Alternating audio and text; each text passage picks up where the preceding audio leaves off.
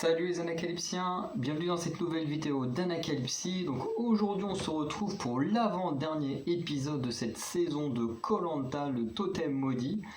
Effectivement il nous reste déjà plus que un épisode la semaine prochaine, le 21 juin. Et ensuite ce sera fini pour cette saison. Voilà, donc aujourd'hui petite tenue un peu spéciale, il y en a certains qui vont se dire qu'est-ce qu'il y a, c'est juste un t-shirt rouge avec marqué les rives de l'Orne, mais du coup c'est un t-shirt que j'ai obtenu en faisant un petit événement sportif en compagnie de Romuald de Koh-Lanta, donc Romuald qui avait participé à la saison 4 puis un All-Star et qui du coup a gagné une des deux saisons, je ne sais plus laquelle. Donc bref, un ancien aventurier de Koh-Lanta qui animait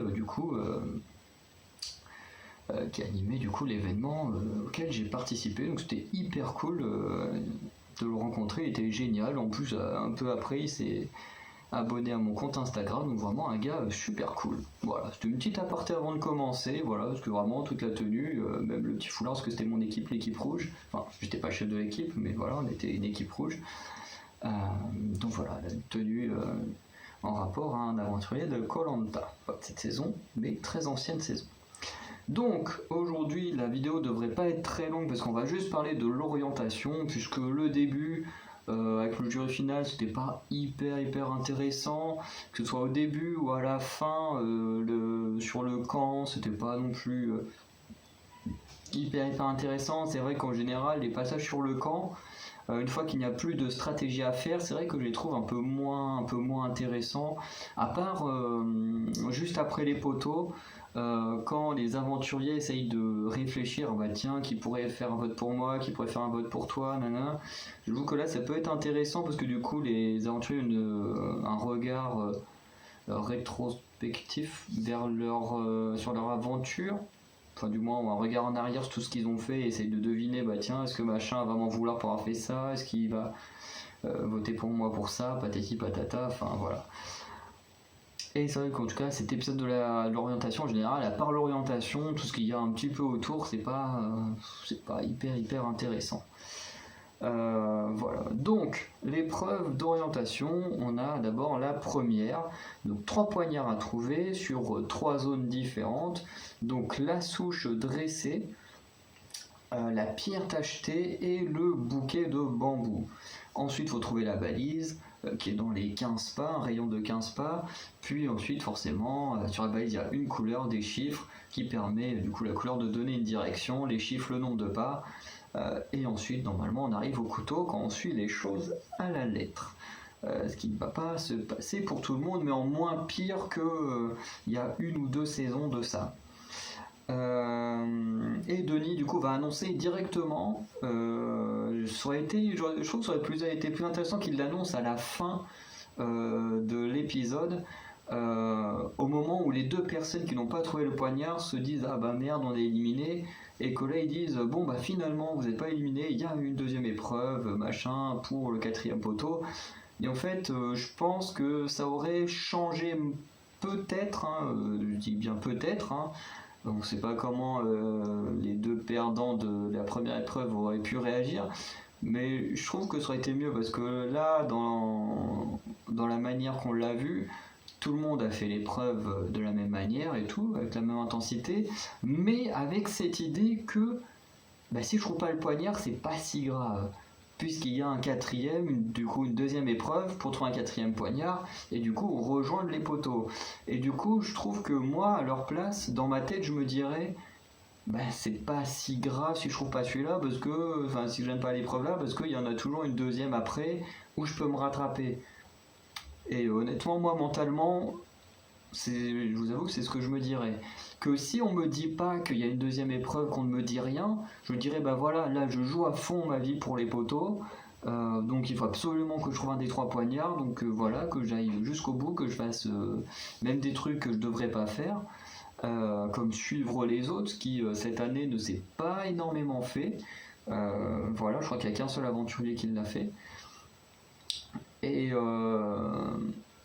Et du coup, je trouve que du coup, ça te met beaucoup plus de pression, ça t'oblige à plus te surpasser si tu te dis que c'est vraiment l'épreuve de la dernière chance avant les poteaux. Et du coup, après, si tu perds, t'es ultra déçu, machin et tout, ce qui est tout à fait normal. Et si là d'un coup on te dit, ben finalement, t'es pas éliminé, il y a une seconde épreuve pour te rattraper, et que là tu l'apprends comme ça, juste après avoir perdu et être hyper déçu, bah d'un coup, t'as un regain de morale qui monte. Et du coup, bah là, tu essayes de tout exploser sur la deuxième épreuve. Et je trouve que pour jouer sur le moral, la surprise, tout ça, je pense que cette annonce pour moi aurait été mieux entre la première et la deuxième orientation. Après, dites-moi ce que vous en pensez, mais pour moi, je trouve que ça aurait été mieux comme ça. euh, Parce que bah, moi je trouve qu'il y a toujours un peu moins d'entrain quand tu sais que tu as une deuxième chance plutôt que quand tu ne sais pas qu'il y a une deuxième chance. Bref, même si je ne dis pas que les aventuriers ne se sont pas battus, hein, ils se sont tous battus, mais tu te donnes beaucoup plus quand tu sais que c'est vraiment la dernière épreuve, quoi. Bref. Donc voilà, comme il nous dit, il y aura une deuxième épreuve avec un quatrième poignard à trouver, bon, beaucoup plus simple à faire comme épreuve. On y reviendra. Et du coup, celui qui gagnera ira sur le quatrième poteau. Première fois d'histoire, il y aura 4 poteaux. Et surtout, le poteau sera maudit puisque l'épreuve des poteaux sera sous le sceau du totem maudit. Voilà. Du coup, l'épreuve commence. On a Bastien et Géraldine qui vont partir vers la souche dressée. Ambre et JC, donc Jean-Charles, qui vont aller à la pierre tachetée. Et François, lui, va être tranquille et se rendre au bouquet de bambou. Et de manière assez classique, celui qui est toujours tout seul finit toujours par se retrouver à être celui qui a le dernier poignard en jeu. Je sais plus si c'est l'année dernière ou celle d'avant, mais je crois que ça s'était passé à peu près pareil.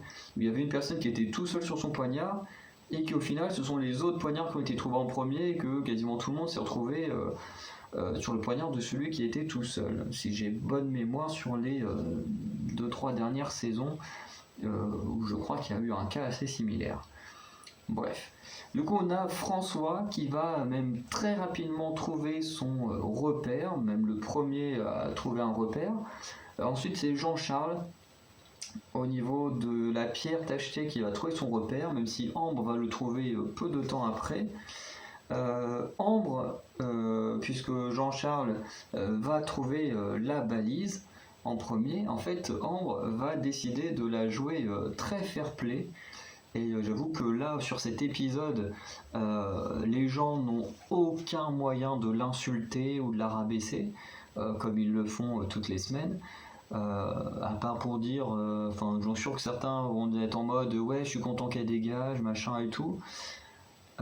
Sur cet épisode, elle a été clean parce que clairement, elle s'est dit je peux très bien suivre Jean-Charles, tout ça, et pour essayer de trouver son couteau, mais finalement, elle va plutôt se dire faut que j'arrête de le regarder, de me concentrer sur lui, il faut juste que je trouve mon poignard, enfin que je trouve ma valise, que je fasse les choses en règle pour trouver le poignard et tout ça, sauf que finalement ça ne va pas forcément bien marcher pour elle. Ensuite, du côté de la souche dressée, on a Bastien qui va également trouver son repère, et un peu comme pour Jean-Charles et Ambre, Géraldine va trouver également le repère peu de temps après. Sauf que ça devient un peu plus intéressant puisque Bastien va trouver la balise en premier et il va partir. Du coup, Géraldine va voir qu'il est parti, que forcément s'il est parti c'est parce qu'il a trouvé la balise. Et elle va à peu près repérer dans quel coin il était. Du coup, elle va aller là-bas, trouver la balise, et elle part. Et du coup, le problème, c'est que les deux partent, mais pas avec la même information. Il y en a un qui est en mode c'est bleu ciel, et l'autre c'est en mode vert, quoi. Donc tu te dis, ils vont pas du tout dans la même direction. Voilà. Ensuite, on a Jean-Charles qui va finalement trouver son poignard et qui est le tout premier du coup à le trouver, donc le grand gagnant de l'orientation. Du coup, Jean-Charles qui n'avait jamais gagné d'épreuve gagne l'orientation, et c'est déjà arrivé que des aventuriers qui ne gagnent jamais rien gagnent l'orientation ou les poteaux. Je crois qu'en 2006 c'était Émilie, je crois, qui avait gagné les poteaux et qui avait choisi Jean-Charles, et puis les deux avaient fini finalistes, enfin double gagnant quoi. Voilà. Mais du coup, effectivement, des fois on peut ne absolument rien gagner depuis le début en solo, et puis gagner les épreuves les plus importantes. Ce qui du coup est le cas de Jean-Charles, et comme je disais, en 36 minutes. Ensuite, forcément, Bastien et Géraldine vont à la table, j'ai à la table des commentateurs, à la table avec la carte, quoi, la table d'orientation, ils y vont, et ils repartent, et du coup, Géraldine a l'information qu'il faut aller à l'ouest, et Bastien a l'information qu'il faut aller au nord-ouest. Du coup, ils n'ont pas du tout la même information, et au final, il se trouve qu'en fait, Bastien s'est trompé de couleur, et en fait, il va s'en rendre compte en arrivant vers l'arbre repère, qu'en fait, il s'est trompé de couleur, qu'au lieu de dire vert, il a dit bleu ciel, et il va même un peu s'en vouloir et tout, parce que clairement, là, sa défaite est clairement à cause du fait qu'il n'a pas été assez attentif et pas annoncé la bonne couleur. Puisque au final il va s'en rendre compte, il va finir par décider de suivre Géraldine dans la forêt, voilà. Chose que Géraldine va avoir un peu de mal au début, sauf qu'au final Géraldine va quand même trouver son couteau, et du coup va se qualifier. Donc pareil, Géraldine qui n'a jamais rien gagné, hop, remporte son poignard sur les poteaux, donc très contente. Et du coup elle le trouve en 1h03, donc 1h03, donc à peu près une demi-heure après Jean-Charles. Bastien du coup va devoir aller vers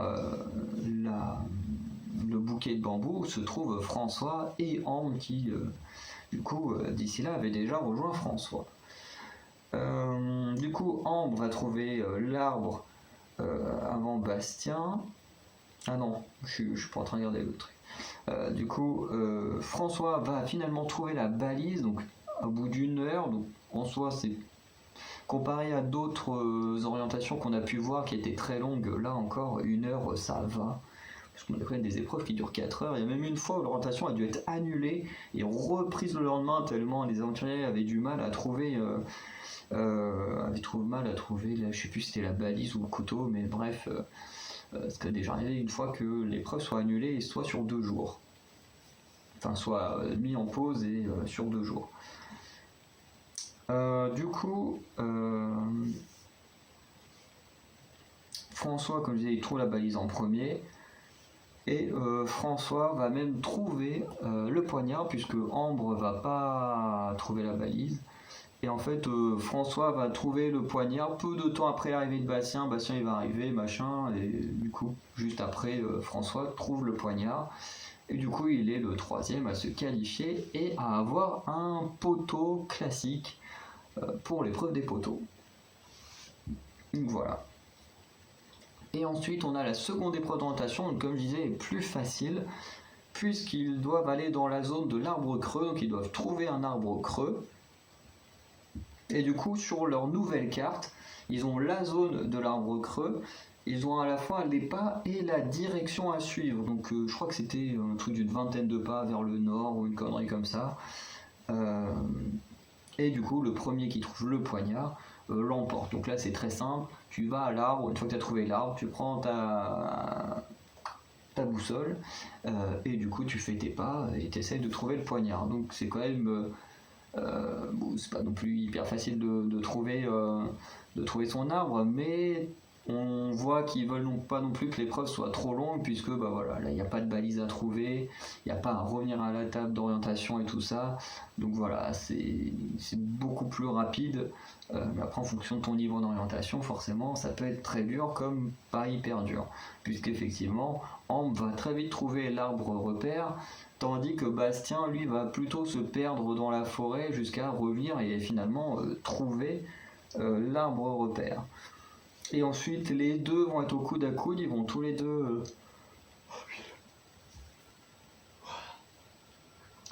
Au final, les deux vont quand même trouver l'arbre, être très proches du poignard, vont farfouiller.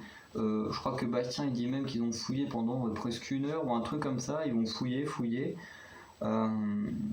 Et au final, c'est Bastien qui va trouver le poignard et éliminer Ambre. Donc voilà, la malédiction qui fait que quand j'ai des préférés, ils ne gagnent jamais, et ben ça se confirme, puisque Olga a été éliminée avant l'épreuve d'orientation, Ambre éliminée à l'orientation, et Louana éliminée pendant les binômes. Donc finalement, encore une fois, mes chouchous n'ont pas gagné Koh-Lanta, ce qui est de toute façon extrêmement rare.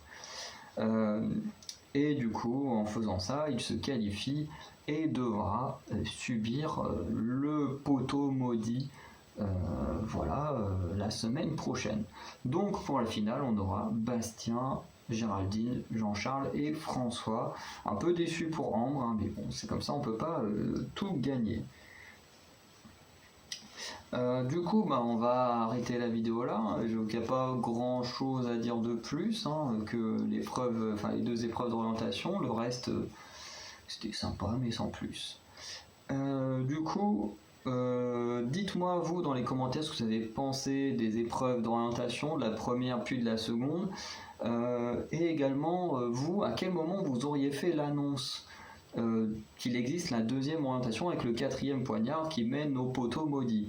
Est-ce que vous l'aurez fait avant la première orientation comme l'a fait Denis, ou est-ce que vous êtes plus de mon avis, ou vous l'auriez fait entre les 2 orientations afin de vraiment ménager un suspense et en même temps de remonter le moral aux perdants qui du coup auraient été dévastés de ne pas avoir trouvé le poignard et qui du coup là ça leur remettrait un bon gros coup de boost.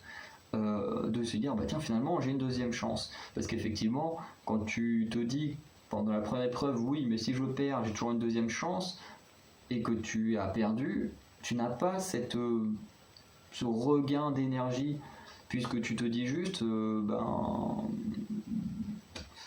voilà quoi, j'ai perdu, maintenant il faut que j'essaye de faire au mieux là. Enfin je veux dire, tu pars pas avec la même énergie, le même état d'esprit en fonction de l'endroit où est placée l'annonce. Enfin, si je prends mon exemple à moi, donc n'hésitez pas à me dire vous comment vous voyez la chose. Bref, on va arrêter la vidéo là. On se dit à très bientôt pour de nouvelles vidéos, et notamment la semaine prochaine on se retrouve pour la grande finale de Koh-Lanta avec les poteaux, le jury final, puis du coup la partie à Paris. Voilà, du coup passez une très bonne journée, une bonne soirée du moment où regardez la vidéo, et on se dit à très bientôt. Ciao.